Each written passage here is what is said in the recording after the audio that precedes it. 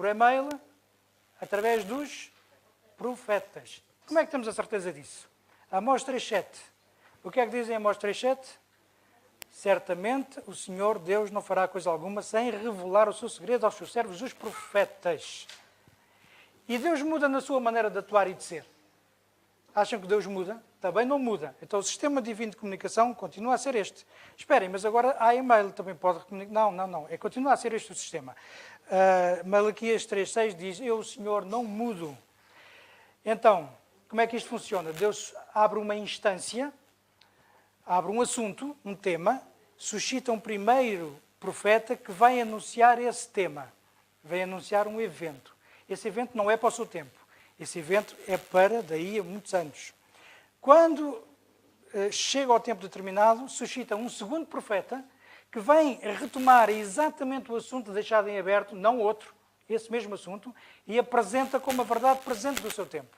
Isso aconteceu, temos diversos exemplos que eu apresentei, estamos a fazer uma revisão rápida. Enoque e Noé. Enoque porquê? Porque ele foi o pai de Matusalém, e o Matusalém, como sabem, o nome significa quando vier morrerá. E identificava que quando ele morresse era o ano em que viria o dilúvio. Bom, aqui podem dizer, mas isto depende de interpretação e tal, não pode não ser assim. Bom, então, mas temos mais exemplos. Temos Abraão e Moisés, num período de 400 anos, temos Jeremias e Daniel, num período de 70 anos, temos Daniel e João Batista, temos os 490 anos cortados, dos 2300 anos, e depois, por fim, temos o cerne da questão, que é Daniel, que apresentou uma profecia dos 2300 dias, literais ou anuais, seja como for. O assunto que ele deixou em aberto, qual foi? O que é que acontece no fim de 2300 anos? O santuário será purificado. Então, devia surgir um profeta. Ou lá atrás, quando alguns dizem que aconteceu isso. Ou no tempo em que marca, a partir da contagem, que nós dizemos que foi em 1844. Alguém devia aparecer e fechar a instância aberta. Portanto, devia surgir um profeta que retomasse o assunto. Quem é esse profeta? Lembram-se de alguém que tenha retomado o assunto? Há algum movimento que surge também junto com o profeta, que retoma o assunto das 2300 tardes e manhãs e que explique, afinal, o que é isso? Só há um. Eu só conheço um. Ellen White e o movimento adventista. Esta é uma prova inequívoca. E a doutrina que este movimento surge a proclamar, não há volta a dar. É exatamente o retomar deste assunto. E, portanto, a purificação do santuário, juízo investigativo, a mensagem dos três anjos, Cristo, isto é uma mensagem cristocêntrica. Jesus no santuário celestial, aonde? No lugar santíssimo. Mas esperem, o mundo cristão, a grande maioria do mundo cristão, parou no pátio. O que é que aconteceu no pátio? Sacrifício. E parou aí. Não, Cristo fez o resto do percurso. E então, esta questão dá-nos as credenciais inequívocas. Meus prezados irmãos, ou Helena White é verdadeira, ou Deus falhou. Concordam comigo? Quer dizer, isto é pelo menos pertinente, quer dizer, dá pelo menos para pensar. Então, e se lhe for conhecido algum erro? Se nós dissermos assim, bom, Helena White então já tem as credenciais. Eu estou a falar disso porque ela é extremamente atacada nos meios cristãos. Dizem que é falsa profetisa, por isto, por aquilo, por outro, e apresentam diversas razões. Se nós formos analisar e chegarmos à conclusão, ela apresenta erros. Mas como é que agora resolvemos este problema? Então, mas ela tem credenciais bíblicas. Pode um profeta cometer erros? Um profeta, claro que pode cometer erros. Um profeta é uma pessoa como qualquer um de nós. Tem uma missão. É um mensageiro do Senhor? Sim. Pode cometer erros? Pode. Mas cuidado, aqui estamos a entrar numa área muito perigosa. Se eu pego num escrito do Espírito de Profecia e vou dizer, esta parte não me agrada, esta está no erro da opinião de Natan. Sabem que o profeta Natan deu um erro de opinião a Davi. Ele disse, vai e faz isto porque é a vontade de Deus. Afinal, não era. Depois teve de dar o dito por não dito. Portanto, temos aqui um erro de opinião. O profeta tem a opinião própria? Claro que sim. Mas aí entramos numa área muito perigosa. Porque se começamos, então, a escolher áreas que nós não gostamos e vamos dizer que está errada, bom, Isto é extremamente perigoso. Vamos abordar duas acusações que são feitas muito regularmente. Eu fiquei muito perplexo com estas, já há alguns anos, fiquei muito perplexo com estas acusações, mas, pela graça de Deus, segui o conselho dado na Bíblia de examinar tudo e reter o que é bom. Podemos começar com o PowerPoint.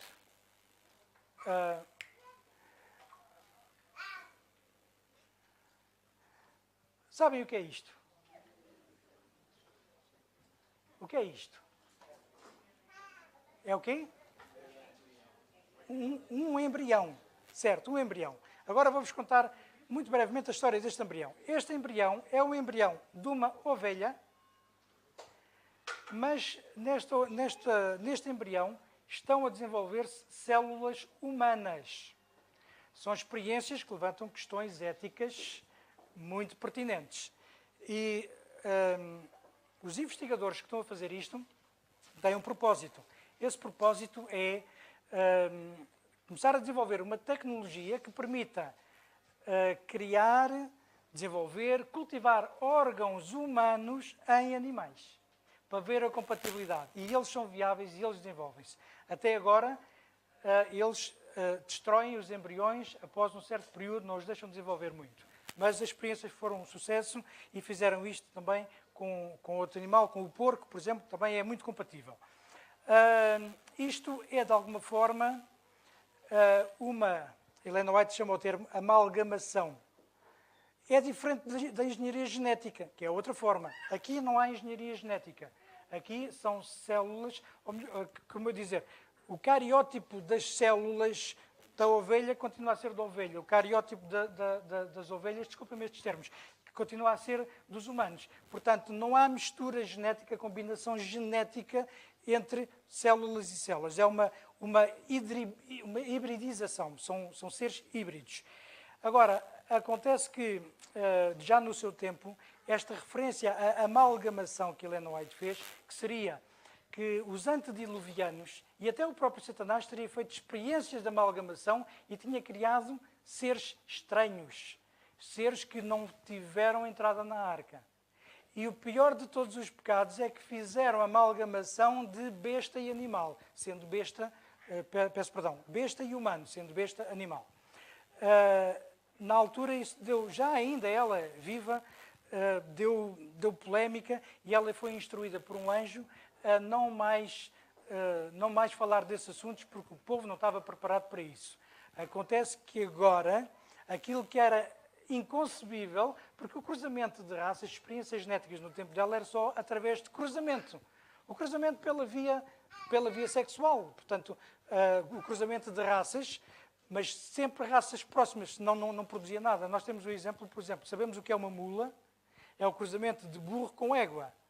Mas essa geração é estéril. Portanto, a mula e o respectivo macho, que se chama macho, eles por si só já não procriam.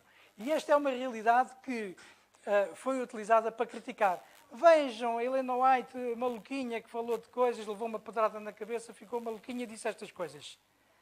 Mas ela era maluquinha ou muito à frente do seu tempo? Boa pergunta. Bom, mas isto não é o pior. Agora, o que vem a seguir, eu tenho isto desligado e assim não funciona. Por enquanto temos o quadro preto. Olha. Bom, eu vou dando sinal, estejam atentos, eu vou dando sinal para avançar. Deve ser a pilha. Ellen White fez declarações bombásticas. E estas são acusações difíceis de gerir. Eu engoli em seco quando li isto. Eu li isto numa crítica. E os críticos, numa primeira análise, pareceram ter razão. Ellen White diz isto. Refere-se a esposa cristã, tanto por palavras como por atos, de despertar as paixões sensuais do marido. Há assuntos que são difíceis de falar. Eu estou a falar aqui num tema tabu, está bem? Normalmente não se fala destas coisas. Mas por que não? Nós vamos falar da palavra de Deus, estamos a falar do Espírito de Profecia, então por que não falar? Bom, passamos a seguir, vamos avançar, o texto vai seguir. Muitos não têm absolutamente forças para desperdiçarem nesta direção. Mas, desde a sua juventude, têm enfraquecido o cérebro e debilitado a sua constituição em virtude da satisfação dos seus apetites sensuais. Mais o próximo slide. Abnegação e temperança, eis o que deve constituir a sua divisa na vida conjugal. Isto aqui parece muito redutor. É estranho. A esposa cristã não pode seduzir o marido, nem sentir desejo pelo marido. Não, deixa estar. Vamos avançar para a frente. Mas a minha Bíblia diz isto. O marido paga à mulher a devida benevolência e, da mesma sorte, a mulher ao marido. A mulher não tem poder sobre o seu próprio corpo, mas tem o marido. E também, da mesma maneira, o marido não tem poder sobre o seu próprio corpo, mas tem a mulher. Estamos a ver as contradições? Seguinte. Não vos priveis um ao outro, senão por consentimento mútuo e por algum tempo, para vos aplicares ao jejum e à oração, e depois ajuntai-vos outra vez, para que Satanás não vos tente pela vossa incontinência. Está aqui a falar de intimidade do casal, sim ou não? Sem dúvida. Isto está em 1 Coríntios 7, 3 a 5. E eu vou já aqui também adiantar que a versão que utilizei para os textos bíblicos que vão aparecer é a versão Ferreira de Almeida, revista e corrigida fiel. Portanto, se vocês me acompanharem nas vossas Bíblias, se tiverem a mesma é igual, poderá haver, como sabem, pequenas diferenças, mas que são diferenças circunstanciais. Vamos para o slide seguinte. Provérbios 5, 18 a 19 diz: seja bendito o teu manancial e alegra-te com a mulher da tua mocidade. Como serva, não é serva, como serva amorosa e gazela graciosa, os seus seios te saciem todo o tempo, e pelo seu amor sejas atraído perpetuamente. Estão a ver atraído? Mas a irmã White disse que a esposa não deve atrair o marido. Mas, prezados irmãos, eu quando vi esta crítica pensei, epá, será que eu tenho andado a seguir um falso profeta? Será que eu estou no movimento errado? Eles pareciam ter razão. Slide seguinte, por favor. Agora temos aqui a comparação. No mesmo slide. A esposa não deve seduzir o marido. Mas não vos priveis um ao outro. E pelo seu amor sejas atraído perpetuamente. Estão a ver o contraste? Agora, mais achas na fogueira. Então, isto quer dizer que, biblicamente, temos aqui uma discrepância. A esposa pode ou não pode seduzir o seu legítimo esposo? A esposa pode desejar estar com o seu legítimo esposo, sim ou não? Não apenas, segundo a Bíblia, não apenas pode, como pode de forma divertida e criativa, sem medo e sem culpa, desde que nos princípios divinos. Slide seguinte, por favor. Aqui houve um engano. Qual macieira entre as árvores do bosque, tal é o meu amado entre os filhos. Desejo muito a sua sombra e debaixo dela me assento, e o seu fruto é doce ao meu paladar. Cantares de Salomão 2, 3. Levanta-te, vento norte. Isto é a esposa que diz ao esposo. Levanta-te, vento norte, e vem tu. Isto é uma linguagem poética. Vem tu, vento sul. Assopra no meu jardim, para que destile os seus aromas. Entre o meu amado no jardim e coma os seus frutos excelentes. Estamos a ver aqui a esposa a convidar o marido, sim ou não? Então, apanhada em flagrante a contradizer a Bíblia. Parece? Eu não vou perguntar quem acha que sim. Foi apanhado ou não? Parece que sim, não é? Parece que sim. Agora, eu quero fazer um aviso. Aqueles que me estão a ver lá em casa, não desliguem agora. Senão estão a pensar que eu estou a dar apoio a isto. Não, agora vem a segunda parte. Porque há textos e contextos. E vamos ver o que é que ela quis dizer com isto. A pergunta é, se a Bíblia é a luz maior, em caso de divergência, qual é que eu vou seguir? A Bíblia. Pois. Então parece que os críticos tinham razão e Ellen White era uma velha resingona, desmancha prazeres, cara comprida, não me lembro mais nomes feios para lhe chamar. Será que era assim? Bom, nós temos que perceber que no tempo de Ellen White, a mentalidade era a mentalidade vitoriana. Sabem o que é que isto quer dizer? Era muito restritiva. A moralidade e os bons costumes, inclusivamente, isto no seu tempo fazia todo o sentido, mas não é bem isto que ela diz. Nós já lá vamos. Vamos ao contexto. Mas eu quero vos dizer que, se vamos julgar uma pessoa, devemos julgá-la pelos critérios do seu tempo. Concordam comigo? Não a vamos criticar pelos critérios de agora, não faz sentido. Pelos critérios do seu tempo. E no seu tempo, a opinião médica, há aqui médicos na sala, ou estudantes de medicina, a opinião médica da altura era: a sexualidade consome energia vital. E quando estiver consumida, morreu, acabou. E havia uma eminência na ciência médica, que era o Dr. Kellogg. O Dr. Kellogg, assim como muitos pioneiros adventistas daquele tempo, defendiam: a intimidade é só para procriar. Porque correm grande risco se fizerem de outra maneira. O Dr. Kellogg, inclusivamente, dizia: se vocês, se não se contiverem, no máximo 12 vezes por ano, uma para cada mês. Máximo dos máximos. E era isto que se acreditava. Portanto, a pessoa era como uma bateria que não recebe carga, só desgasta. E então, Ellen White foi pressionada para apoiar esta teoria, o que ela sempre recusou.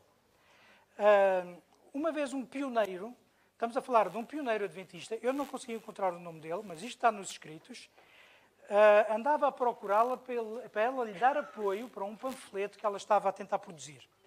Esse panfleto dizia, baseado nas teorias do Dr. Kellogg e da mentalidade da época, que era para instruir o povo adventista e o povo cristão de que tinham que se abster completamente, a não ser para procriar. E andou atrás de Ellen White e ela não o recebia nem por nada. Tanto insistiu que ela um dia recebeu: ok, vamos lá conversar, então diga-me lá o que é que você traz. E ele desbobinou e isto e aquilo. Já acabou? Já disse o que tinha a dizer? Já? Então vá para casa e seja um homem. Ellen White nunca apoiou isso. Ela, no máximo, disse temperança. Temperança é sempre um bom conselho, mas não definiu limites nem frequências. Textos fora do contexto são assim. Slide seguinte, por favor. Pronto, era o intervalo. Agora aqui já começa a mudar. Nós sentimos como se tivéssemos entrado numa área turbulenta, foi ou não foi? Até precisámos de apertar o cinto de segurança. Sentiram a turbulência? Sentiram a perturbação? Pode-se encontrar no casamento paixão de tão baixa qualidade como fora dele. Está a falar de intimidade. Dentro do casamento. Não é um amor puro que leva um homem a tornar a sua esposa instrumento para servir a sua sensualidade. Desculpem. Eu tenho que concordar com isto. O homem que ama verdadeiramente a sua mulher não faz dela um instrumento para servir a sua sensualidade. Vamos ao slide seguinte, que é mais texto. Quando o homem usa a mulher como seu instrumento, sim, quão poucos homens manifestam seu amor da maneira indicada pelo apóstolo, como também Cristo amou a igreja e assim mesmo se entregou por ela. A palavra de Deus, estes textos não são muito claros, a palavra de Deus diz que o homem é a cabeça da mulher, a mulher se-lhe sujeita. Isto não é muito popular, mas isto não é um privilégio do homem. Isto é uma tremenda responsabilidade. Agora vou falar para os cavalheiros. Nós temos uma responsabilidade tremenda que Deus nos confiou. Não falhemos nesta missão. A felicidade das nossas esposas é algo que Deus vai requerer de nós. Como é que nós as tratamos? Slide seguinte, por favor. Muitos professos cristãos que passaram diante de mim pareciam destituídos de domínio moral. Tinham mais de animal do que divino. Eram, na verdade, quase simplesmente animais.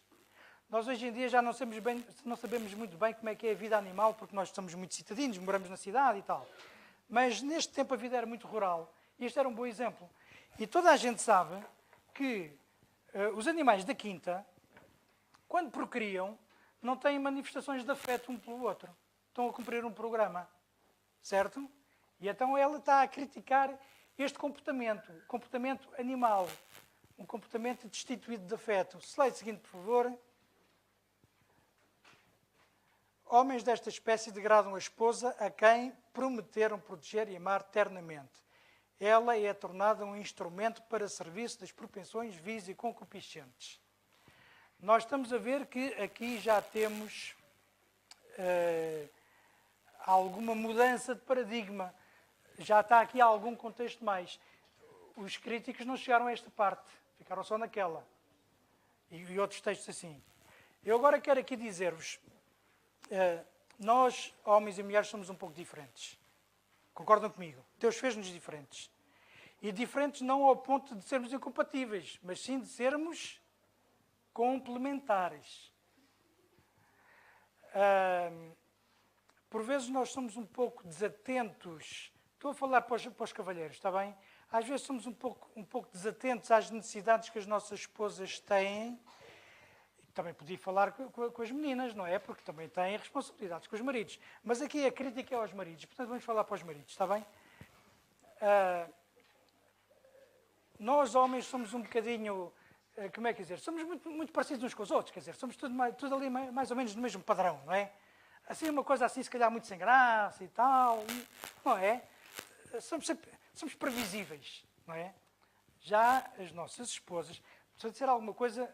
não se zanguem comigo, está bem? As meninas agora não ouvem, os cavalheiros é que ouvem. As nossas esposas são um bocadinho diferentes, são muito mais complexas, encantadora, deliciosamente complexas. Aí é que está o desafio. E nós temos que cuidar da felicidade delas, satisfazendo as necessidades que elas têm para se sentirem felizes. Eu não sou psicólogo, não sou conselheiro matrimonial, nem pouco mais ou menos. Mas eu digo-vos que, e não desfazendo nos psicólogos e nos conselheiros matrimoniais, os profissionais da área, que são muito úteis e ajudam muitas pessoas e têm ajudado muitas pessoas. Mas acontece que, se aplicarmos princípios bíblicos ao nosso relacionamento com as nossas esposas, nós temos muitos problemas resolvidos. E se nós verdadeiramente as amamos, nós fazemos isso de boa vontade. Slide seguinte, por favor.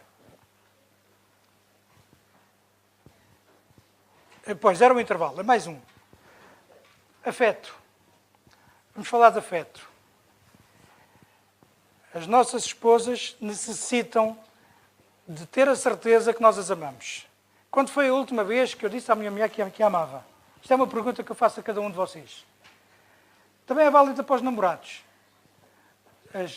As namoradas também precisam de saber que são amadas, porque elas vão passar a vida com alguém e o mínimo que podem esperar é que eles as amem, não é?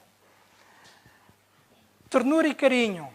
Agora entra aqui numa parte que é só para os casados. Os namorados vão esperar um bocadinho. Ternura e carinho, especialmente e sobretudo quando a intimidade não está na agenda. Ela precisa saber que o amor é genuíno. E que ela é a menina do seu olho, como a igreja é a menina dos olhos de Deus. Se o cavalheiro só é meigo e atencioso, só dá afeto quando quer brincadeira, o quê? Então é o que ele não disse. Estão a ver o romance, o afeto fora do ambiente íntimo, o afeto constante. Houve um livro que eu li algures, onde estavam opiniões de vários especialistas, vários conselheiros matrimoniais, e eles diziam o tempo que se deve dedicar a preliminares deve ser 15 minutos, pelo menos. O outro dizia, não, é melhor meia hora e tal, porque tal, não sei o quê. E um que era mais inteligente que os outros todos juntos disse 24 horas. Constantemente, 24 horas. Afeto, afeto genuíno. Não é afeto para usar a esposa. Seguinte, comunicação. Vamos conversar com as nossas esposas, está bem? Por exemplo, como é que correu o teu dia? Foi cansativo? Deita-te aqui no sofá enquanto eu te massajo os pés e contas-me como foi. Vamos ouvir os seus anseios, ouvir o que elas têm para dizer. Slide seguinte. Apreciação. Uau! Fizeste um penteado novo, estás tão gira. Que roupinha tão gira que tu tens hoje. Tu és fantástica. Cada vez gosto mais de ti. Não posso viver sem ti. É verdade. Se não for verdade, não digam. Mas também se não fosse verdade, não tinham casado com ela. Está certo ou não? Então o que é que aconteceu? Primeiro diziam e agora já não dizem. Porquê? Quer dizer, não estou a dizer que não dizem. Digam. Continuem a dizer. Continuem a namorar com as vossas mulheres. Levá-la a sério fala a sentir importante como ela de facto é. Segurança. A mulher precisa de sentir segurança no seu relacionamento. Saber que pode confiar no marido. Quem é o melhor confidente? É o marido.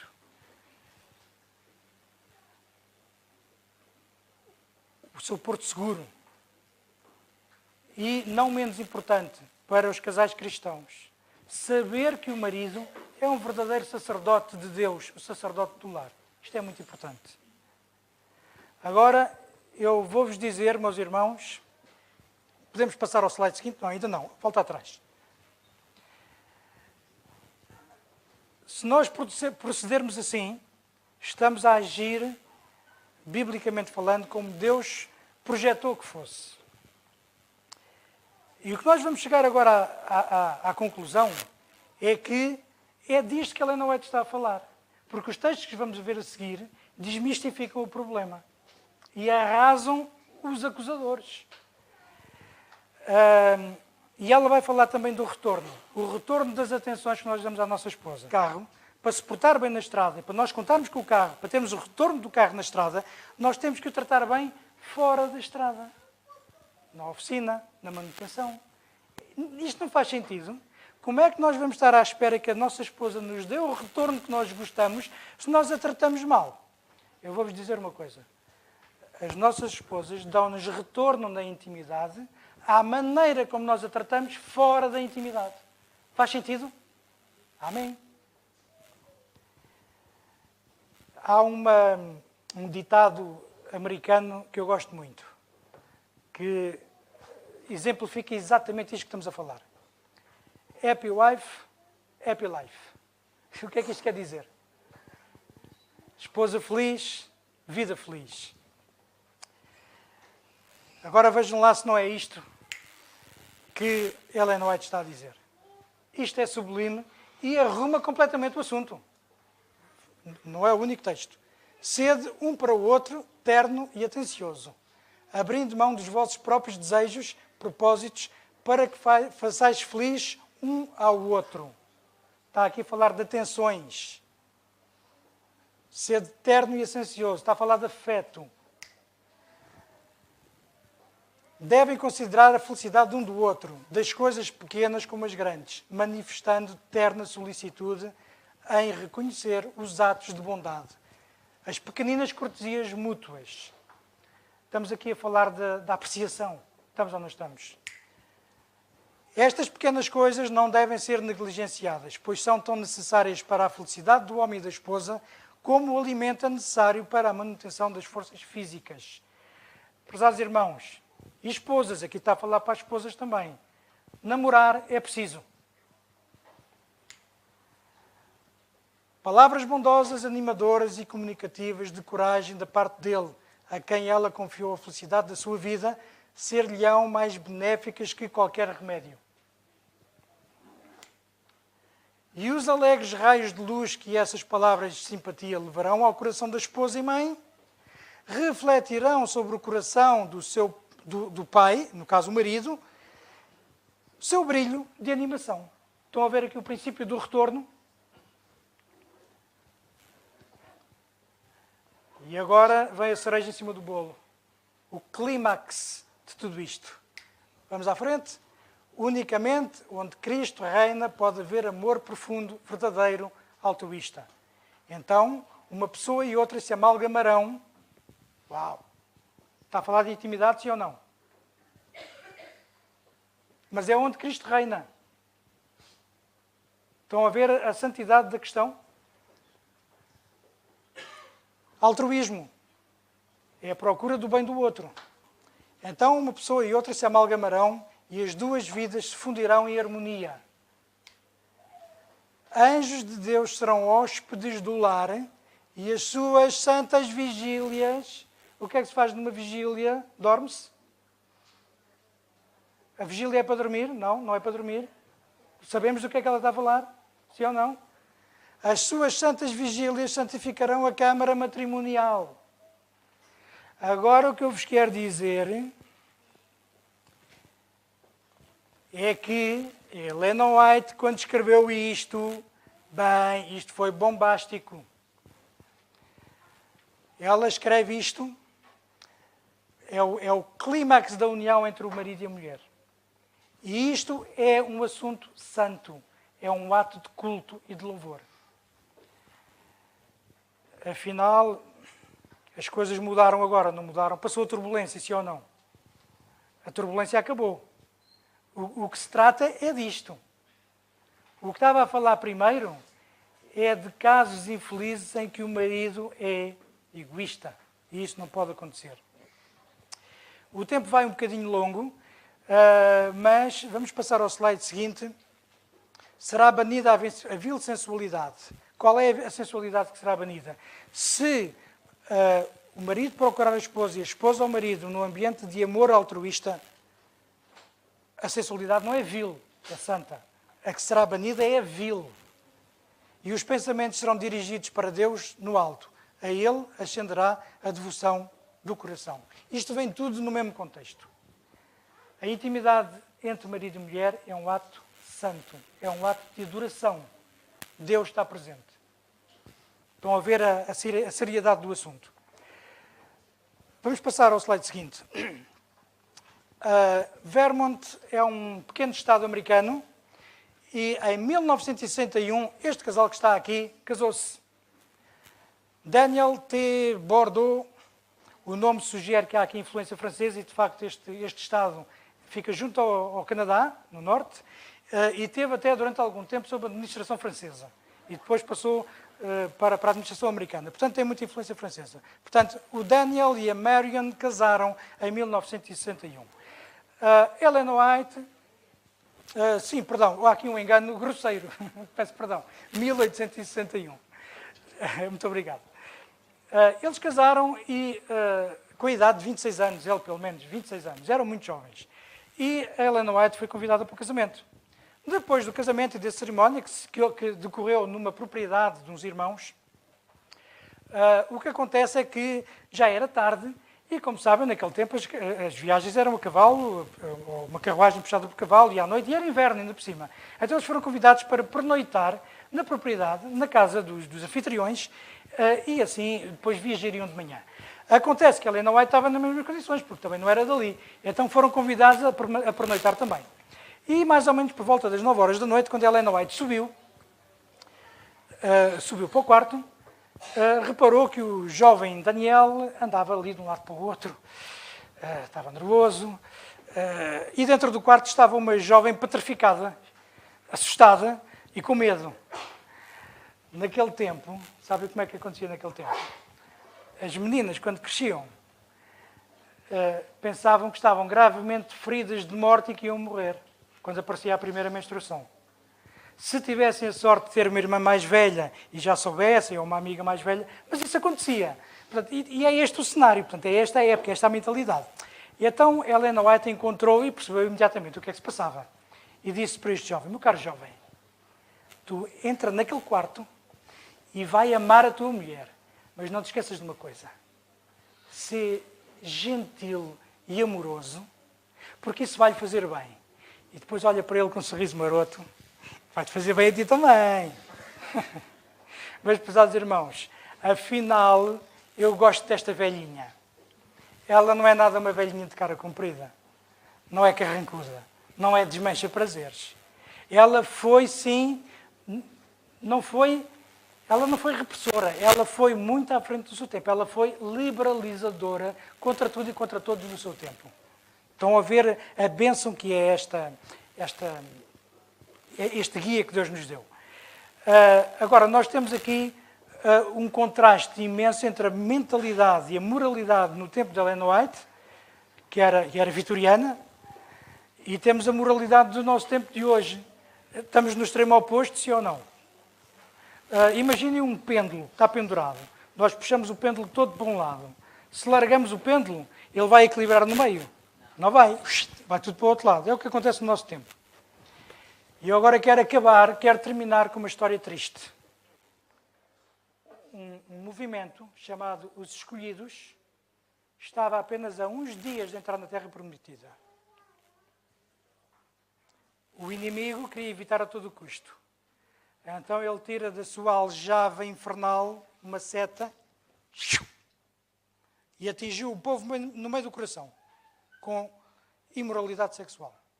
Vieram as mulheres de Moabe, envolveram-se com elas. Foi um fartote. Naquele dia caíram 24.000. Deus lançou uma praga e eles estavam a morrer. Um desses cavalheiros teve o descaramento de até passar e até apresentou, veio a Moisés, passou diante do templo e vai com uma mulher midianita e vai para dentro da tenda. Não é preciso dizer o que é que eles iam fazer para a tenda. Fineias era neto de Arão. Pega numa lança e persegue-os até à tenda. Chega lá e já eles estavam enroscados um no outro e traspassou-os aos dois. E aí a praga parou. Há de novo um povo chamado os Escolhidos que estão à beira de entrar na Terra Prometida. E mais uma vez o inimigo tem uma flecha pronta para nos atirar. E este é o drama. Será que nos vai atingir pela imoralidade sexual? Qual é o exemplo que nós vamos seguir? David ou Moisés? Todos sabemos a história.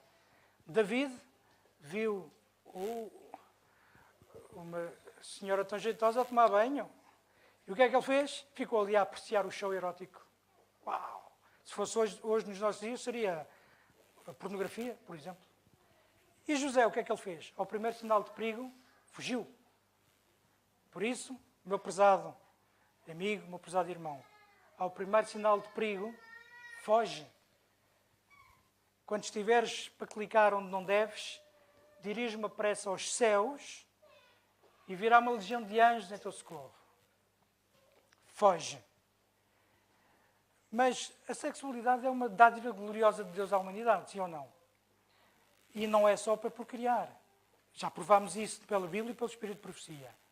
Foi designada por Deus para que o homem e a mulher, casados, não apenas procriar, mas ter uma comunhão um com o outro, um ato puro e santo que dá glória ao Criador. Por isso Ellen White lhe chama Santas Vigílias.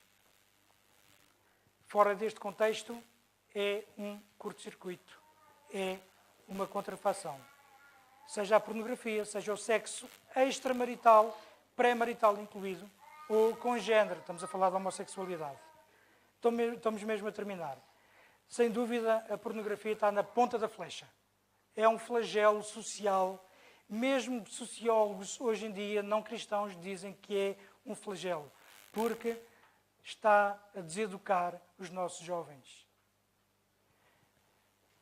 Cria disfunções, porque cria expectativas irreais, irrealizáveis.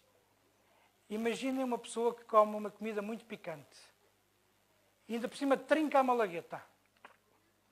Que sabor é que a pessoa vai sentir a seguir? Consegue apreciar os subtis aromas e paladares dos alimentos? Não consegue. A única coisa que consegue sentir é mais malagueta. Estão a ver? E causa adição como uma droga. Vocês podem dizer que este irmão está a dizer todas estas coisas porque ele está casadinho da Silvia e está feliz. Estou, é verdade. E posso dizer-vos que estou mais apaixonado pela minha esposa do que estava quando casei com ela, pela graça de Deus. A maior de todas as bênçãos que Deus me deu. Mas será que Deus não tem uma palavra de afeto e de amizade, de amor, para com aqueles que estão sós?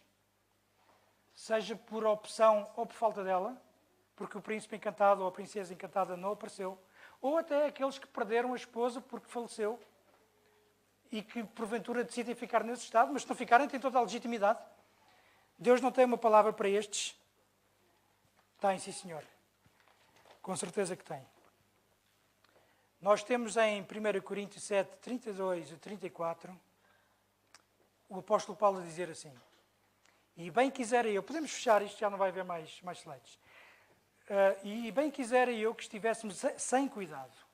Agora aqui é o ponto, o solteiro cuida das coisas do Senhor em como há de agradar ao Senhor, mas o que é casado cuida das coisas do mundo em como há de agradar à mulher. Há diferença entre a mulher casada e a virgem. A solteira cuida das coisas do Senhor para ser santa, tanto no corpo como no espírito. Porém, a casada cuida das coisas do mundo como há de agradar ao marido. Portanto, a situação de ficar solteiro é válida e é plena de sentido. Deus tem também planos para estas pessoas. E estas pessoas podem, de uma forma sublime, envolver-se amorosamente com Deus. No empenho da sua missão. Estão mais disponíveis para Deus. Não tem que ser assim, mas pode ser assim. Deus tem uma palavra especial também para estas pessoas. Agora, quero-vos dizer uma coisa. E quem já foi atingido por esta flecha? Não levantem a mão. Quem já pecou no 7º mandamento? Se eu já me envolvi em sexualidade ilícita, estou perdido para sempre? A resposta é não. Sabem porquê? A resposta está nas palavras de Jesus. Não te condeno, mas vai e não peques mais. Quando Deus perdoa, onde é que estão os pecados? Onde é que são lançados os pecados? No fundo do mar. Se confessarmos, 1 João 8,9 diz, se confessarmos os nossos pecados, Ele é fiel e justo para nos perdoar os pecados e nos purificar de toda a justiça. Somos reabilitados e declarados justos. Portanto, se Deus nos desculpou, quem somos nós para nos continuarmos a culpar? Portanto, podemos ser restaurados e viver uma vida plena das bênçãos de Deus. E graças a Deus, porque Deus nos dá esta orientação, porque Deus antecipou as ameaças que o inimigo iria lançar aos nossos pés e deu as respostas antes de fazermos as perguntas. Tanto na palavra como na dávida do Espírito de Profecia, que é a verdadeira serva do Senhor, o acusador lança ao seu descrédito. Os críticos de Ellen White enganam toda a gente? Não. Enganam os ignorantes. Ignorantes não no sentido pejorativo. Ignorantes porque ignoram. Mas se ignoram é porque não vão ver e acreditam no que lhes dizem. Não pode ser assim. Estamos conscientes da gravidade do tempo que estamos a viver? Nós já não vamos ter muito mais tempo. Nós temos a parábola das 10 virgens, que é para nós, para o povo de Deus. É tempo de despertar e é tempo de buscar azeite extra para as nossas lâmpadas. Dai-nos um pouco do vosso azeite. Isso não é possível. Eu não tenho uma ficha USB aqui atrás da orelha para ligar aqui à ficha USB aqui deste amigo e pedir, transfere para mim um pouco do teu conhecimento. Não é possível, é pessoal e intransmissível. E quando o noivo vier, acabou o tempo. Meus prezados irmãos, Deus está assegurando os ventos à espera de uma geração final a que possa selar. Eu não sei em quanto tempo virá o fim. Pode ser 1 ano, 2, 3, 10, 20. Uma década é muito tempo para nós.